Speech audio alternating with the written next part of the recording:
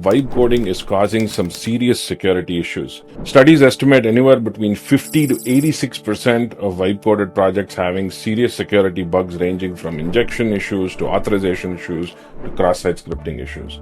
And 88% of developers blindly accept the default suggestions given by the vibe coded IDE without having to add any additional detail. So what you really need to do is to be able to scale threat modeling amongst your developers without slowing them down. And you want to do that before code is written.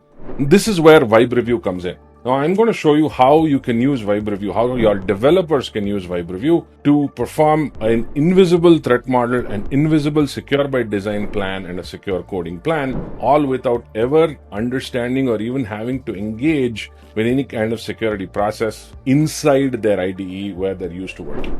Let's get started. In this case, I have a CRM project called Liquid CRM. This is a Java Spring Boot application.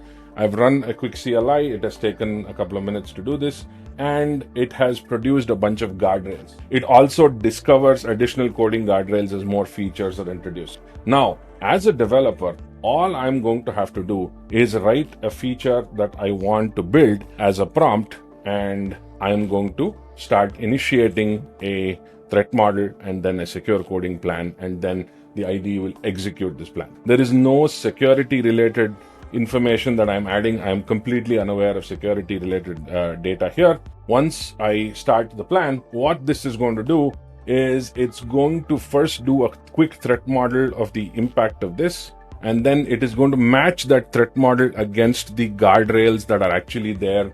And then it's going to create a plan that includes a threat model and a relevant secure coding plan related to that threat model. So you can see now that it has built out a plan, and within the plan, you'll see that it also creates a threat model, and it links that threat model to the guardrails that are already there that are specific to this particular project.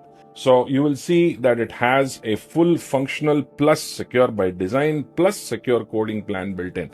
All I have to do is build this. And what this is going to do is it's going to build that feature with security in mind right from the get-go. That security includes authorization checks, it includes input validation checks. So that's really powerful stuff, because your developer does not even need to understand or know what are the different security features they need to build. This automatically handles it for them. And because it automatically handles it for them, security is more likely to get done.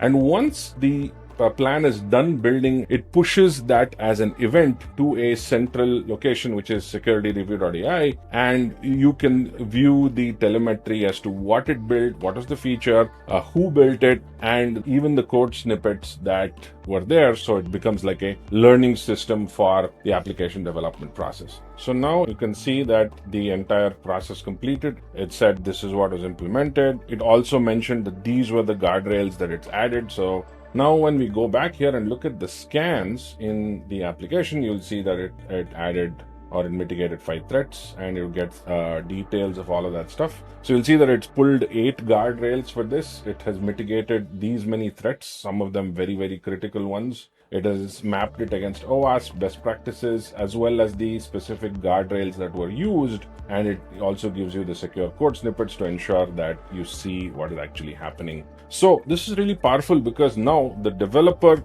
is completely invisible to this process. There's no real change in their workflow. At the same time, they're injecting both a secure by design plan derived from threat modeling and using that to generate a secure coding plan, which is again done by the IDE. And then all of that is packaged up and built as a full-fledged secure implementation. The agentic SDLC can really be secured in a meaningful way with something like Vibereview.